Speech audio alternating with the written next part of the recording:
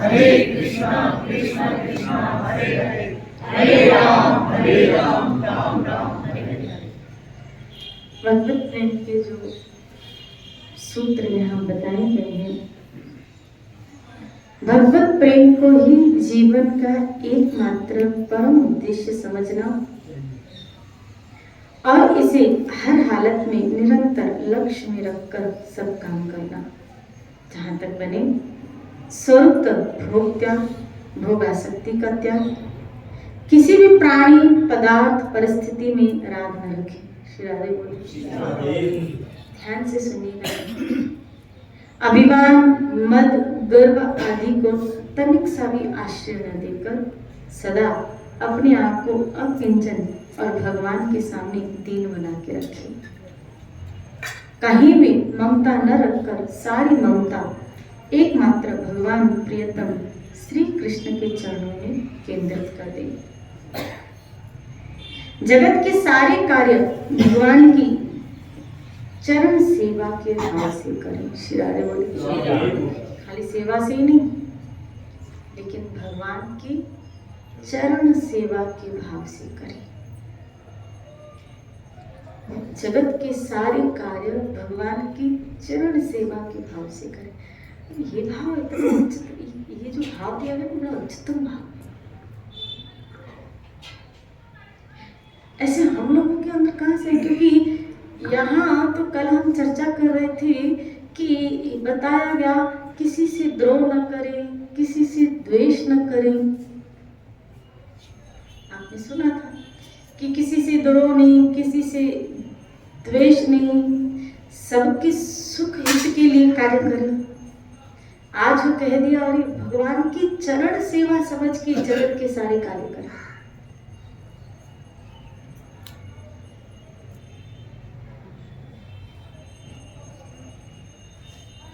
जब इस ब्रह्मांड की रचना हुई ना, अच्छा बताओ मुझे, जब बलि महाराज के सर पे भगवान क्या रख रहे हैं? चरण रख रहे हैं। बलि महाराज के सर पे भगवान जब अपने चरण रख रहे हैं, तब पहले उन्होंने जब नापा था, जो 3 चरण का संकल्प था, तो जिसमें पहला चरण किया था उसमें क्या दिया था?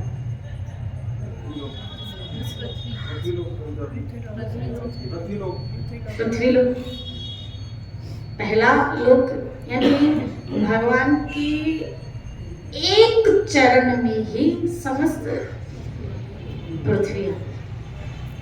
फिर जब दूसरा चरण दिया तो सब ऊपर के लोग, यानी एक चरण में सारे नीचे के लोग आ गए थे, और दूसरे चरण में तो भगवान ने यही समझा दिया था, यहीं पे ही समझा दिया था कि ये सारे लोग मेरे चरण तलों पे ही है।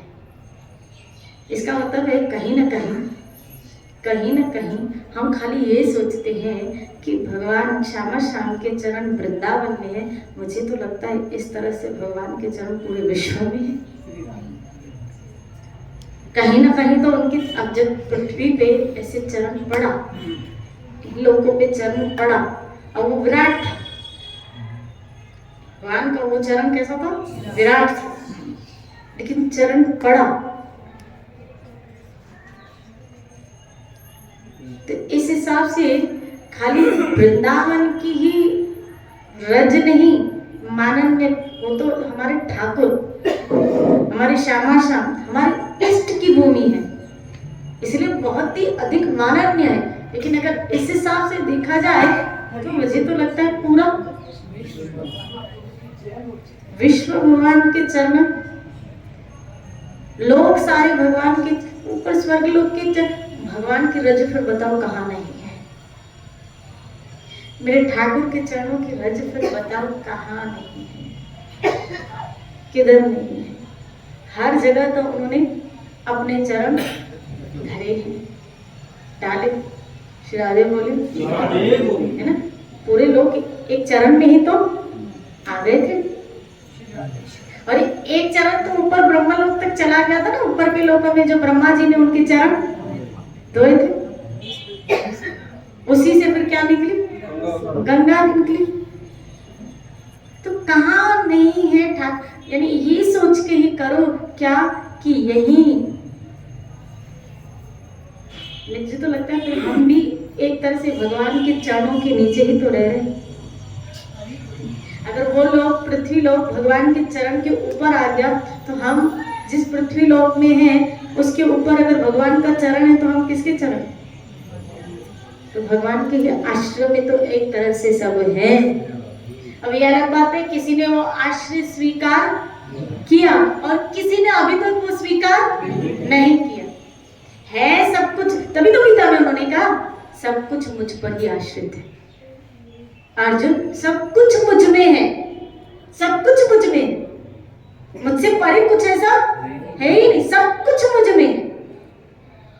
ये तो अनुभव करने की बात है, अनुभूति की बात है कि आप ईश्वर को कहां कहां अनुभव कर रहे, महसूस कर रहे। अगर ऐसा महसूस करें तो मेरे ठाकुर के चरण कहां नहीं है। अक्रूर जी को चरण चिन्ह एक जगह मिले, दिखे और अपने आप को क्या करने लगे? लोटपोट करने लगे कि चिन्ह दिख गए। हाँ, जब दिख जाए तो लोटपोट हो, लेकिन महसूस तो कर सकते हो ना कि उनके चरणों के नीचे ही तो है। भले हमको दिख नहीं रहा है, ये अलग बात है, हमको दिख नहीं रहा है, लेकिन अब आज से 5,500 वर्ष पहले भगवान श्री हरि ने, पूर्ण पुरुषोत्तम श्री कृष्ण ने या प्रभु श्री राम ने त्रेता में अयोध्या में उस भूमि को पवित्र किया और प्रभु श्री कृष्ण ने वृंदावन ब्रिज को पवित्र किया, उस भूमि को पवित्र किया। ऐसे ही सत्युग में बलि के द्वारा इस पूरे विश्व को पवित्र किया है, इस पूरी धरणी को पवित्र किया, धरणी को पूरी अपने चरणों की छाप देगी, अपने चरण देगी। श्री राधे बोली, क्यों बलि माननीय हो गया भाई? इतना क्यों माननीय हो गया? इसलिए माननीय हो गया कि उसने तीसरा चरण भगवान को अपने सर पे रखने के लिए कह दिया। और सच बताऊं, एक्चुअली बलि ने तो उस वक्त कहा रख दो, हमारे सर पे तो है ही भाई, भूमि के नीचे। जैसे मान लो कभी कभी फ्लैट सिस्टम में कभी कभी ऐसा होता है, कभी आपने ये अनुभव किया जो लोग रहे हैं या कभी, तो कभी कभी ऐसा होता है क्या कि जब हम चलते हैं ना तो नीचे वालों को हमारे चलने की कभी कभी आवाजें भी आ जाती है।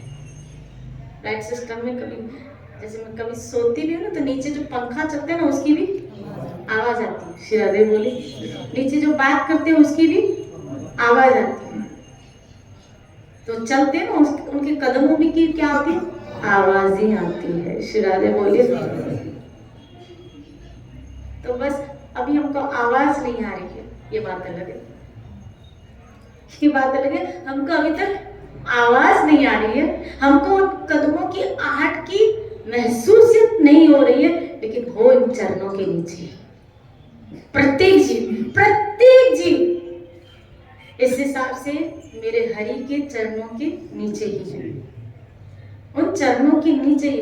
ये अलग बात है कि अभी वो चरणों की आहट हमको सुनाई नहीं दे रही। श्री राधे बोले।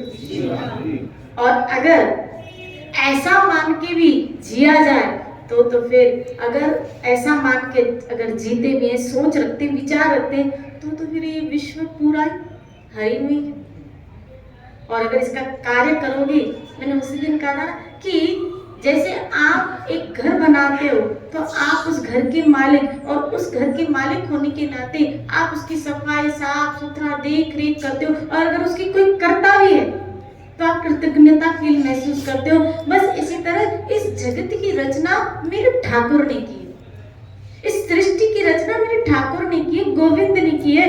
और अगर आप उसके घर की सफाई रखते हो, शुद्धता रखते हो, पवित्रता रखते हो। पवित्रता कैसे रखी जाती है?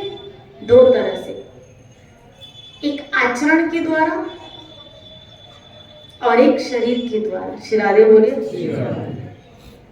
शरीर की पवित्रता और आचरण की पवित्रता। जैसे कभी कभी हम देखते हैं ना कि सुबह कई लोग प्रभात फेरी निकालते हैं, तो ये क्या करते हैं, इस पृथ्वी को क्या कर रहे हैं, उसके भगवान की सृष्टि को पवित्र कर रहे हैं, पवित्र एनवायरनमेंट का क्रिएशन कर रहे हैं। ये सत्संग हो रही है, ये क्या हो रहा है, पवित्र एनवायरनमेंट का क्रिएशन। हरि कथा हरि कीर्तन के द्वारा आपके अंदर से जो परमाणु निकलते हैं, जो रेजेस निकलती है, वो पूरे वायुमंडल को पवित्र कर देती है। और फिर पुराणों का मुझे एक श्लोक स्मृति में आ रहा है, क्या कि उसमें आया कि उससे पृथ्वी देवी इतनी वसुंधरा इतनी प्रसन्न हो जाती है, क्या जो प्रभु नाम में नृत्य किया करते हैं वो पृथ्वी के ऋण से मुक्त हो जाते हैं। जब आप नृत्य करते हो तो आपके पांव या भजन करते हुए जब आप इस पृथ्वी पर चलते हो तो आप उस ऋण से क्या होते जाते हो, मुक्त होते जाते हो। इसलिए इस जगत की खाली आपका घर ही नहीं, इस भूमंडल में आपका एक घर उसका एक हिस्सा है, लेकिन एक्चुअल में ये पूरा भूमंडल पूरे लोग भगवान की रचना है, ईश्वर की रचना है। और यही सोच के आपको इस जगत की सेवा करना चाहिए, क्या कि ये जगत के रचयिता मेरा, ये मेरे ठाकुर जी का घर है। श्री राधे बोले। जैसे पूरा घर होता है लेकिन उसमें एक कोई फेवरेट कमरा होता है जो हमें अच्छा लगता है ना। एक घर होता है उसमें कोई फेवरेट कमरा होता है जो हमें अच्छा लगता है। बस ये पूरा सृष्टि उसका घर है और ब्रिज उसमें एक ऐसा कमरा है ठाकुर जी का फेवरेट। श्री राधे बोले। जो उसको अच्छा लगता है, जो उसको अच्छा लगता है। श्री राधे बोले। लेकिन है ये पूरा विश्व उसी का, उसी ने इसको बनाया है, उसी ने इसकी रचना की है। इसलिए वो चाहता है कि कहीं ना कहीं हम इस जगत की क्या करें। आप देखो भगवान भी स्वयं जब इस धरा पे आते हैं ना, प्रभु श्री राम है, पृथु महाराज है, आप इनकी चरित्र पढ़िए तो इन्होंने पृथ्वी की क्या की, सेवा की। पढ़ो अगर आप चरित्र, प्रभु श्री राम ने क्या की, प्रजा की सेवा। पृथ्वी की क्या की, पृथु महाराज ने पृथ्वी की सेवा की। राजा बन की क्या अच्छे अच्छे ऐसे काम करना जिसके द्वारा इस पृथ्वी की क्या हो रही। ऐसे हम सब अपने अपनी क्षमता के अनुसार इस लोक की हम क्या करें, सेवा, अपनी अपनी क्षमता के। और सबसे अच्छी सेवा अगर कोई है इस पृथ्वी के लिए, इस पृथ्वी पे या भगवान की रचाई हुई सृष्टि के लिए, वो है नाम संकीर्तन, हरि कथा और कीर्तन। हरि कथा और कीर्तन। मात पिता मिल जाएंगे कबीर, मात पिता मिल जाएंगे भवसागर के माई, हरि कथा और कीर्तन कबीर फिर मिलन को नहीं। श्री राधे फिर मिलने वाले नहीं। अब इस जगत को हम भोगना चाहते हैं इसलिए अभी तक भोग रहे हैं, भोगना चाहते हैं इसलिए अभी तक भोग रहे हैं। और जो सेवा करना चाहता है वो मुक्त हो जाता है, जो भोगना चाहता है वो भोग रहा है और अभी तक आ रहा है।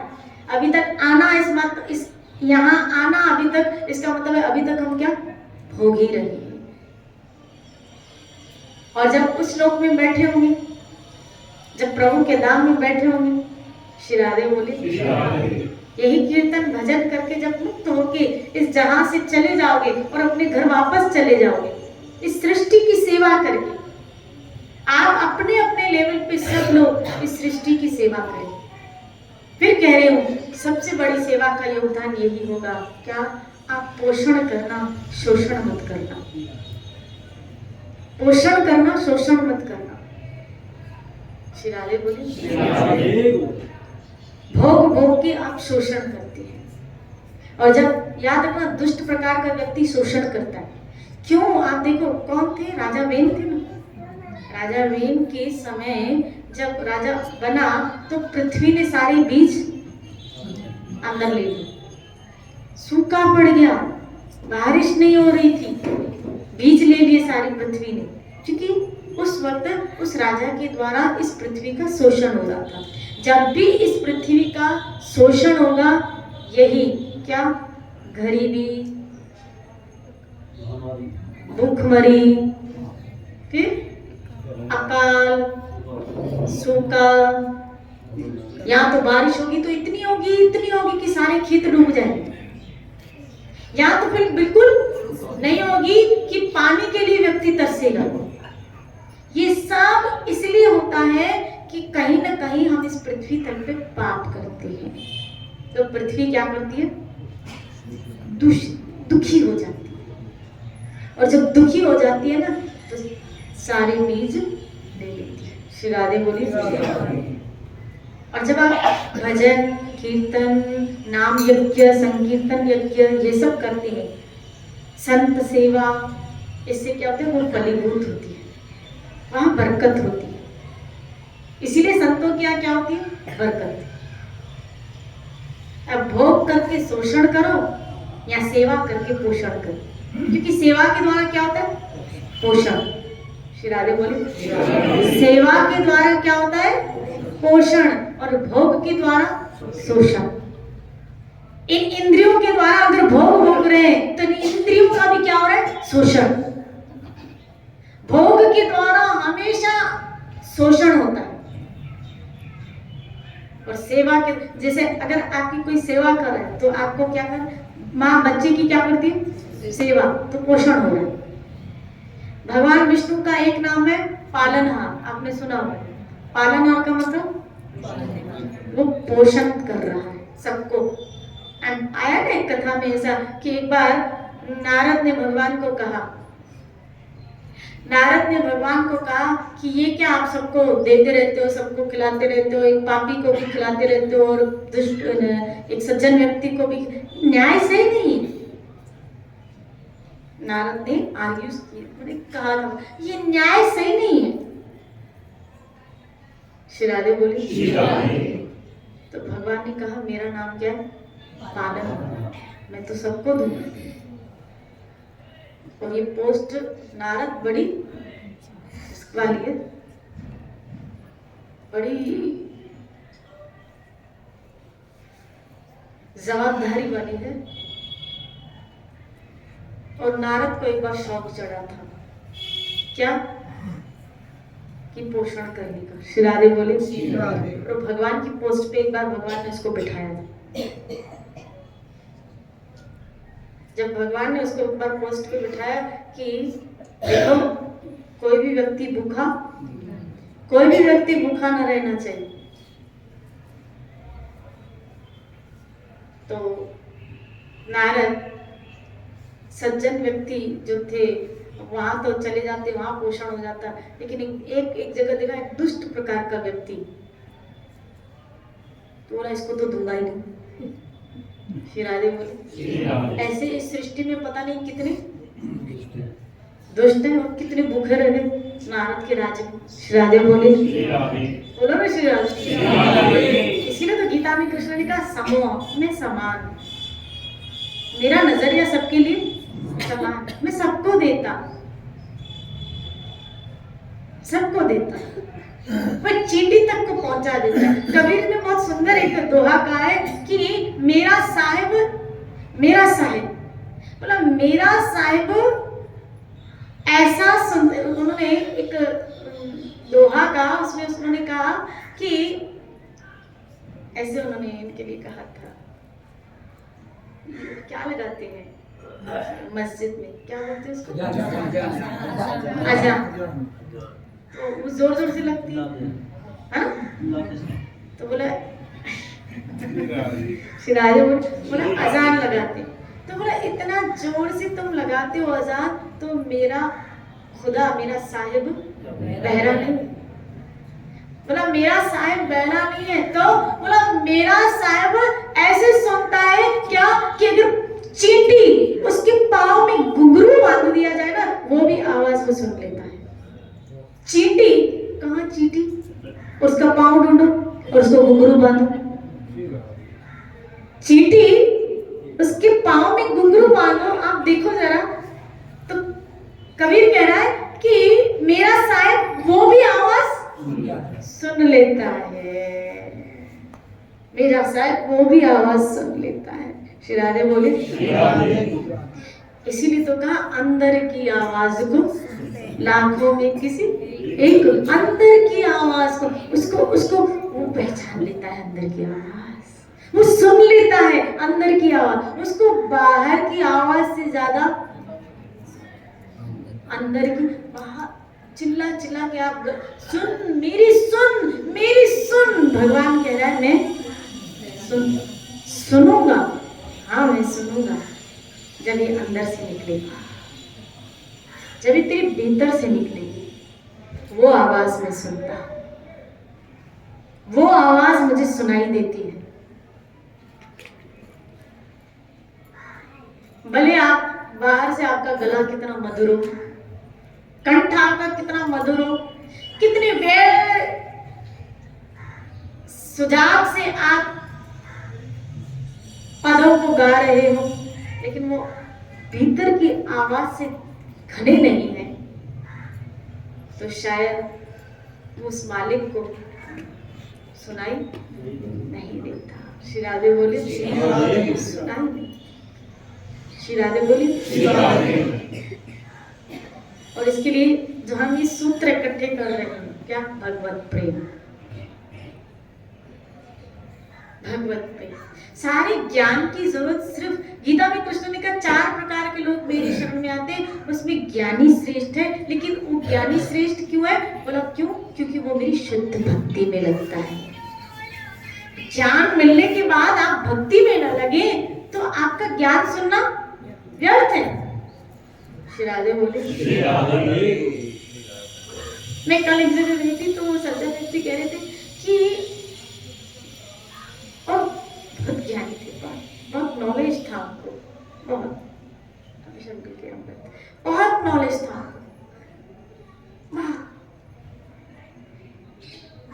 मुझसे तो कहीं ज्यादा है। श्री राधे बोले। बहुत नॉलेज था उनको,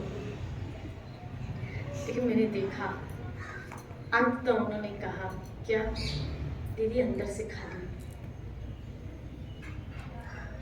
हम कृपा करो, क्या मुझे शांति नहीं। ऐसा ही कहा मुझे। मैंने कहा ऐसे कैसे? इतना ज्ञान होने के बाद भी शांति? बोला मुझे शांति नहीं, मुझे सुकून नहीं है।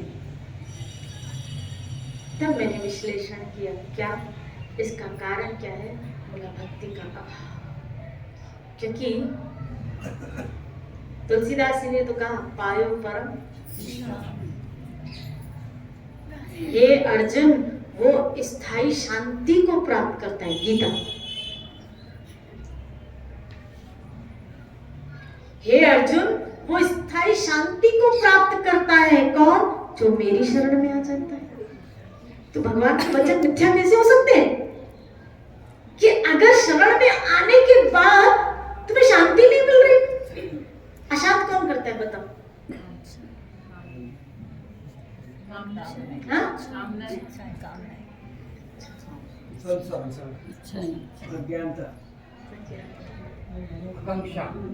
आकांक्षा, संसार शरण, भौतिक इच्छा, भौतिक इच्छा। और बताओ अशांत कौन करता है? आपको बताऊं अशांत कौन? पाप अशांत करता है। इंसान को अशांत कौन करता है? पाप। जहां हम पाप करते हैं ना, वहां हम देखो हम क्या हो जाते हैं?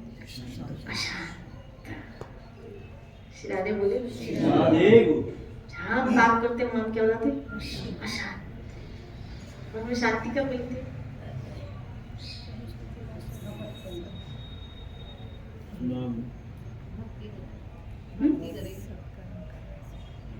अभी तो बताया भगवान की शरण में आने से क्या मिलेगी।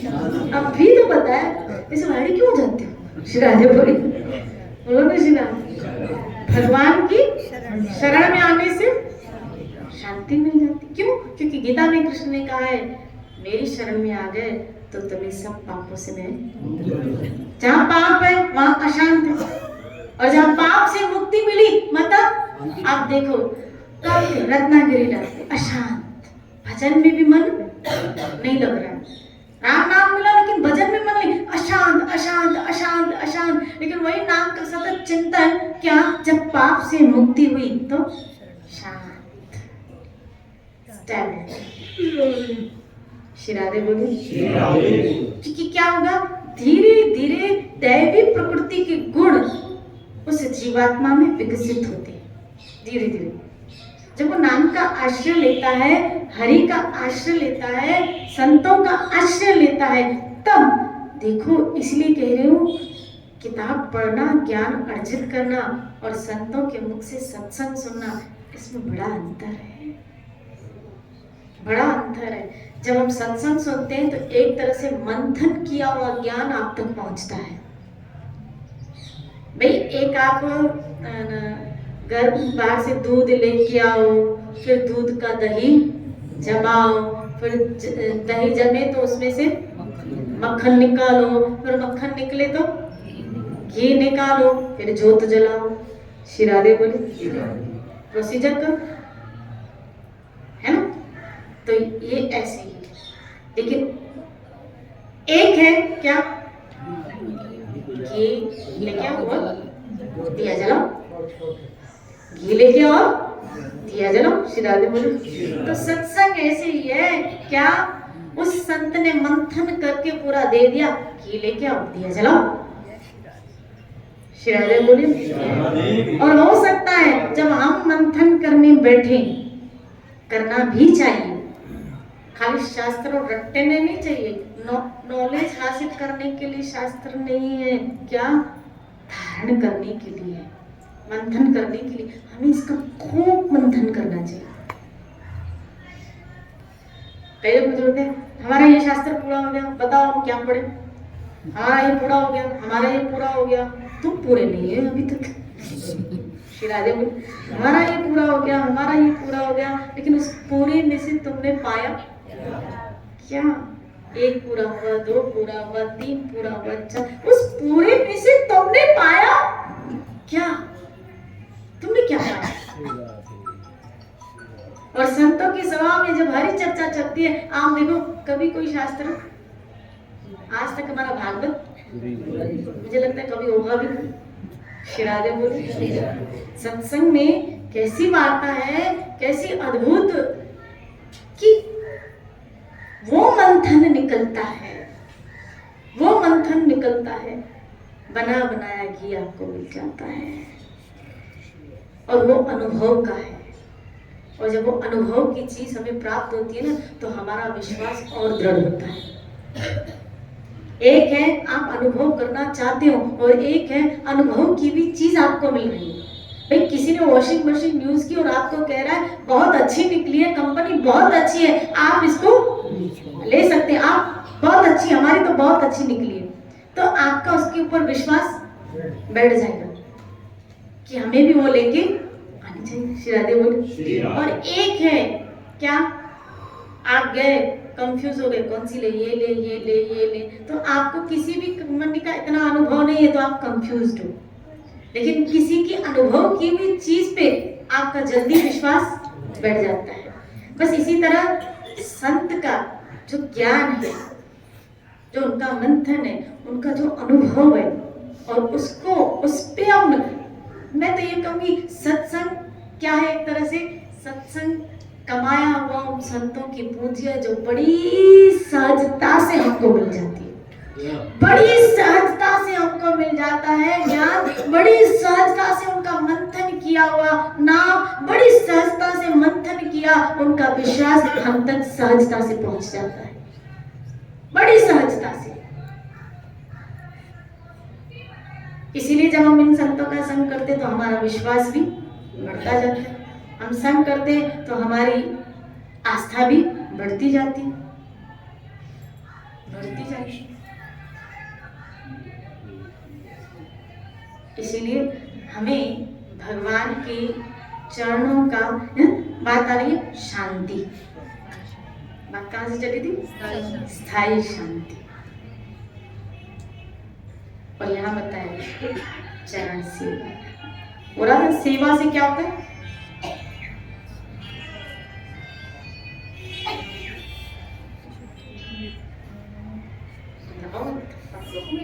अभी तो बताया।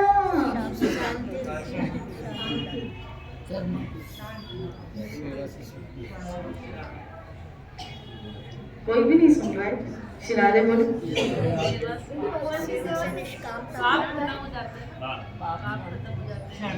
पोषण होता है। बताया कि नहीं बताया? शिरारे बोले। मैं इसलिए बीच में पूछती हूँ, देखती हूँ, देख तेरा ध्यान इधर है बेटा। शिरारे बोले। सेवा से अभी बताया ना, सेवा से क्या होता है और भोग से क्या होता है? शोषण। इसीलिए मैंने भोग पहले नहीं पूछा। शिरारे बोली। सेवा से क्या होता है? पोषण। और भोग से क्या होता है? शोषण। भोग से शोषण और सेवा से पोषण।